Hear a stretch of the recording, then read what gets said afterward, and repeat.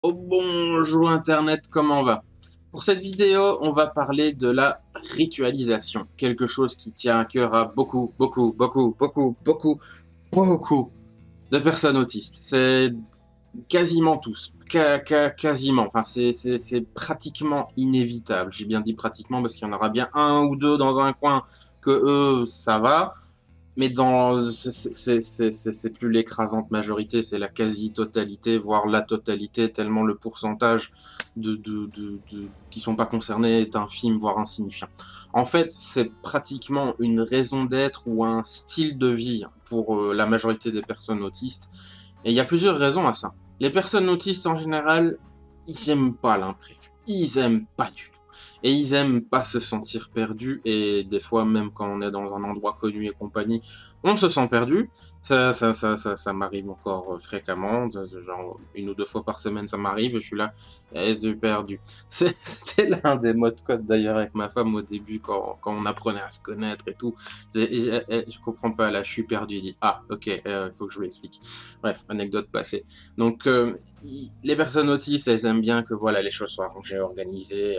Donc parfois c'est selon leur code à eux, parce que pour un profane ça peut sembler être un bordel monstrueux, chaotique, genre une autre dimension et tout. Mais non, non, non, non.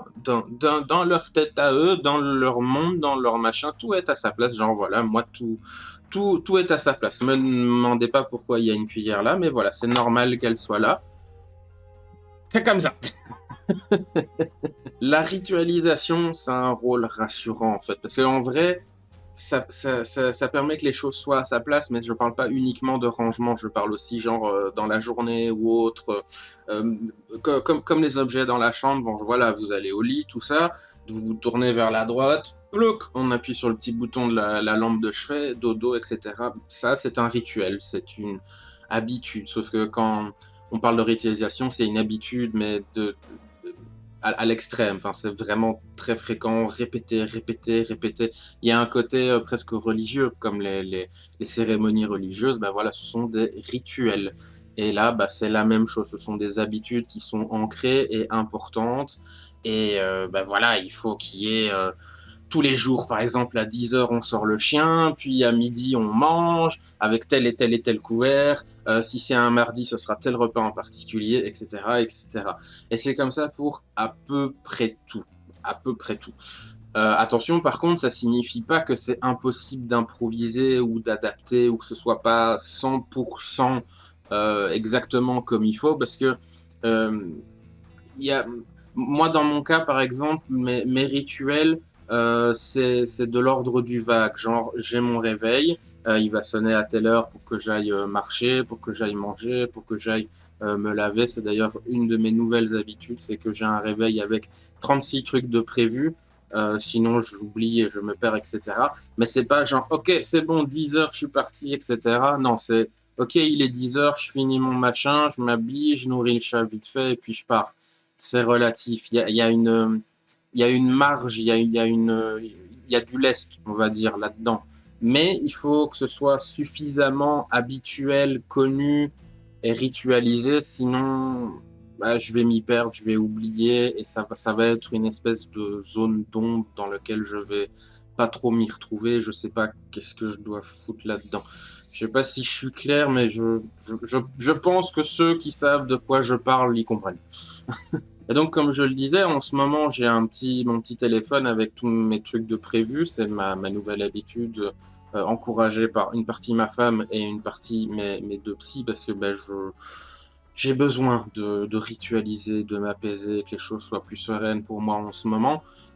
Et donc, je vais marcher à peu près tous les jours à la même heure. Donc, à il faut que je me lève aux alentours de 8 heures du matin, et puis je fais deux, trois trucs. À 10 heures, il y a mon téléphone qui sonne, et soit je suis déjà parti marcher, et donc c'est en cours de route, soit à 10 heures, c'est ok, là tu l'as pas fait, faut que tu te démarres. Donc je fais mon petit parcours, je fais mon habitude, et en ce moment là d'ailleurs, il y a des putains de travaux de merde qui font du bruit, et j'espère que ça s'entend pas, mais j'ai normalement mis un truc pour que vous ne l'entendiez pas, et j'ai même fait un autre enregistrement tout à l'heure et j'ai vérifié, normalement ça s'entend pas, mais bon, bref. Du coup, sur ces putains de travaux de merde, Il y a, ça a tout changé le parcours en fait. Ils ont mis des grilles et puis suivant les jours, c'est pas les mêmes endroits. Et puis là, ils mettent les pavés, donc ils mettent les grilles à un autre endroit, etc. J'ai bugué, j'ai bugué et puis je pouvais pas faire mon parcours habituel et tout. Et la toute première fois que ça arrivait et que j'avais pris l'habitude de faire mon parcours, je suis resté 30 secondes devant en mode mais c'est c'est mon chemin, c'est mon chemin.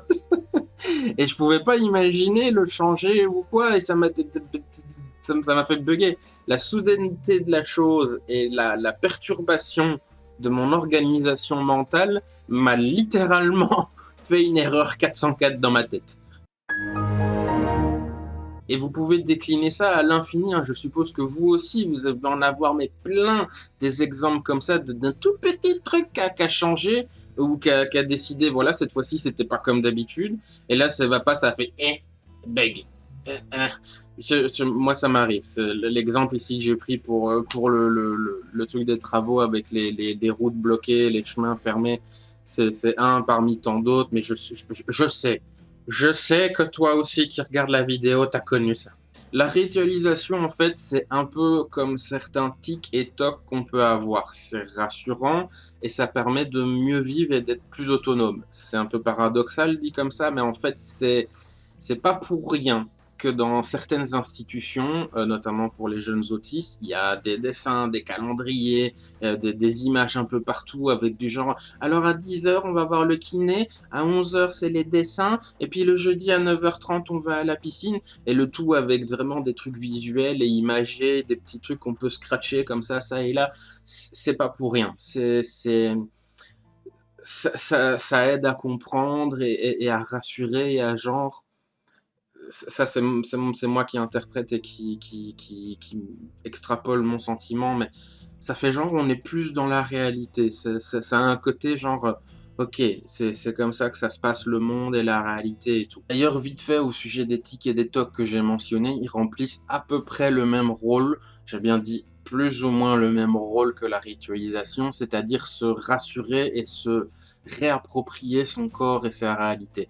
Je ferai probablement une vidéo à part sur le sujet spécifique des tics et des tocs, mais moi j'étais pas tellement conscient que j'en avais.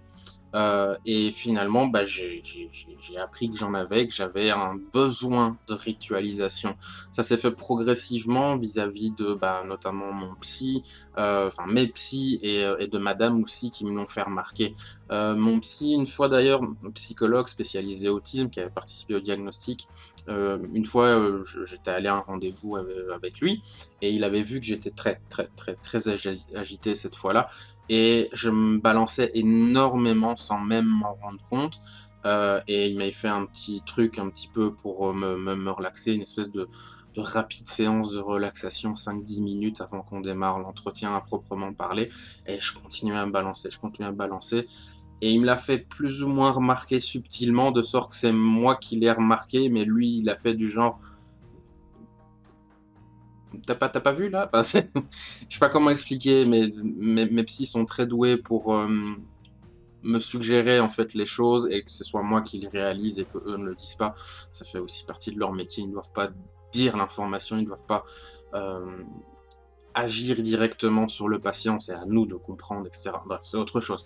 Mais je ferai une vidéo sur les tics et les tocs et donc j'avais réalisé que moi j'en avais plein. Et puis madame ici récemment, elle m'a aidé à mettre en place un espèce de petit agenda, etc. Comme j'ai parlé avec mes petits réveils et tout. Parce que tout seul, j'y arrivais pas trop, donc j'ai eu besoin d'un petit coup de pouce.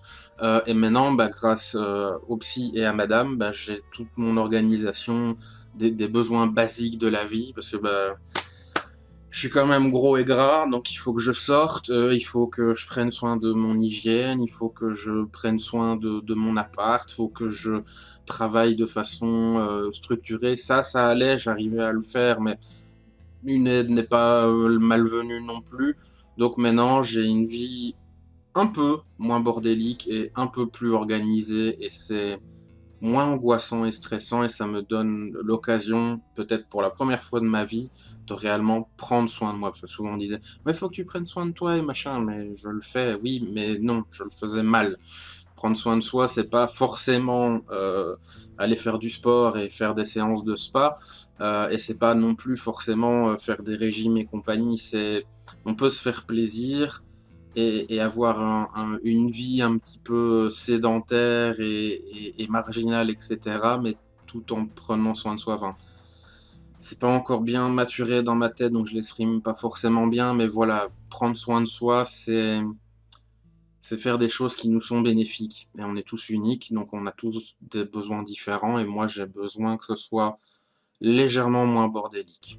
Voilà, je crois que j'ai réussi à être à peu près clair. Et donc, pour revenir au tic, au toc, à réutilisation, etc., c'est ça le but, c'est de se réapproprier son être, et plus spécifiquement sur la question des tics et des tocs, c'est ce qu'on appelle la proprioception.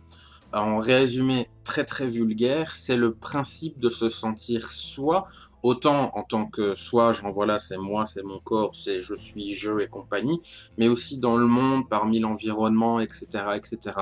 Par exemple, si vous croisez les jambes ou que vous faites, je sais pas moi, voilà, vous tapez dans vos mains, vous devez sentir le geste, vous devez sentir le mouvement, vous devez sentir le truc de façon naturelle et l'information, genre ma main bouge, ma main tape, il y a un son qui se passe, il y a le choc, etc. Et les personnes autistes et d'autres personnes qui ont des troubles liés à la proprioception, parce que les personnes autistes ont forcément au moins un minimum un trouble de proprioception, ils n'ont pas forcément ça, ou il n'est pas au top.